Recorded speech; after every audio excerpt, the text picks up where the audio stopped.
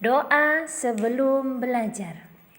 Raditu billahi rabba wa bil islami dina wa bi Muhammadin nabiyya wa rasula. Rabbi zidni ilma warzuqni fahma. Aku ridha Allah sebagai Tuhanku, dengan Islam sebagai agamaku, dan Nabi Muhammad sebagai Nabi dan Rasul. Ya Tuhan, tambahkanlah ilmu padaku dan berikanlah aku pemahaman.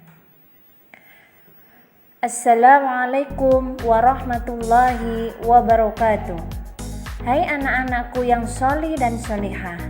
Kita belajar pendidikan agama Islam kelas 4 bab 4, yaitu menyambut usia balik. Sekarang kita amati gambar berikut ini. Gambar ini adalah gambar perkembangan manusia dari kecil sampai dewasa. Bagaimana perubahan tubuh kalian sejak kelas 1 sampai dengan kelas 4? Tentunya kalian mengalami perubahan pada badan dan mental sesuai perkembangan usia. Nah, kita akan belajar tentang tahap perkembangan usia yang sangat penting, sebab berhubungan dan kewajiban menjalankan syariat agama, yaitu usia balik atau dewasa. Secara bahasa, balik berarti sampai. Sedangkan menurut istilah ialah kedewasaan bagi seorang muslim. Bagi laki-laki ditandai dengan antara lain keluar mani atau mimpi basah, dan bagi perempuan ditandai dengan keluar haid.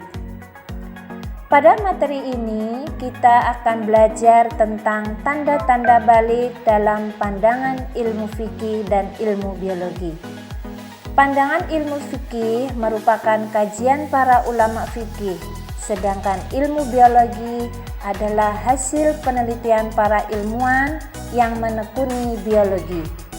Kedua pandangan ini saling melengkapi dan keduanya bersumber dari ilmu Allah Subhanahu wa Ta'ala.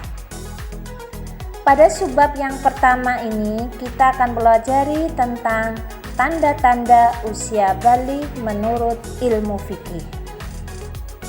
Apakah kalian telah mengetahui tanda-tanda balik menurut fikih? Apakah ada perbedaan antara anak laki-laki dan perempuan? Sebelumnya kita harus tahu tentang fikih. Fikih ialah ilmu tentang hukum Islam.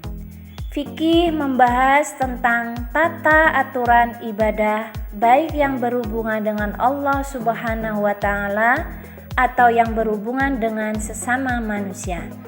Di antara bahasanya adalah tentang tanda-tanda balik atau dewasa.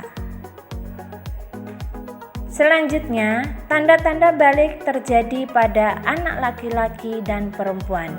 Ada juga yang khusus terjadi pada perempuan saja. Nah, berikut tanda-tanda balik menurut ilmu fikih. Yang pertama adalah mimpi basah. Ini biasanya terjadi pada anak laki-laki. Suatu saat kalian akan mengalami mimpi basah. Biasanya terjadi ketika usia kalian 9 tahun atau lebih. Apabila mimpi basah itu terjadi, maka kalian bukan anak-anak lagi, tapi tergolong balik atau dewasa. Mimpi basah juga dapat terjadi pada anak perempuan. Anak yang mimpi basah sedang berhadas besar dan disebut junub. Agar suci dari hadas besar, maka dia harus mandi wajib. Tahukah kalian nama air yang keluar waktu mimpi basah? Namanya air mani atau sperma.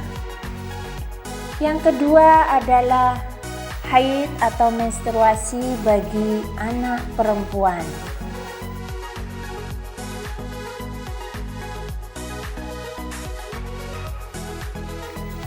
Kalian tahu bahwa qadar anak perempuan akan mengalami, yaitu datangnya haid atau menstruasi.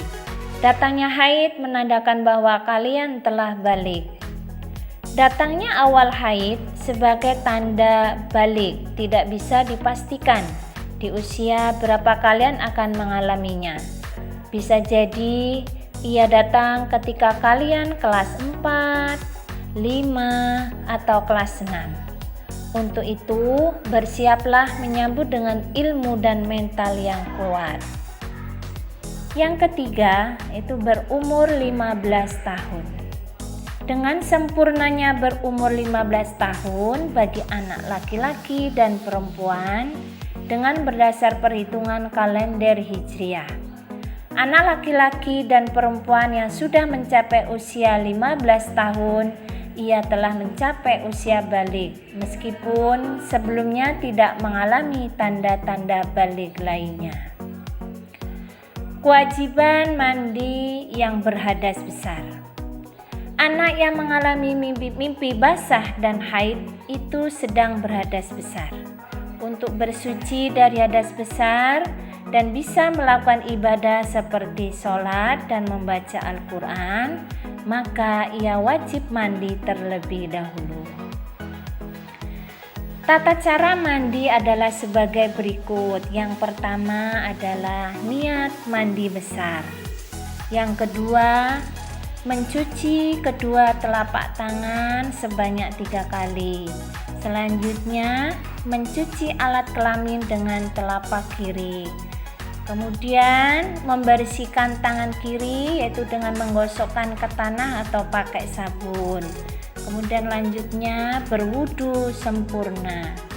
Selanjutnya, nyela rambut kepala dengan air jika rambut lebat atau menuangkan air sebanyak 3 kali jika yakin air bisa masuk ke pangkal rambut.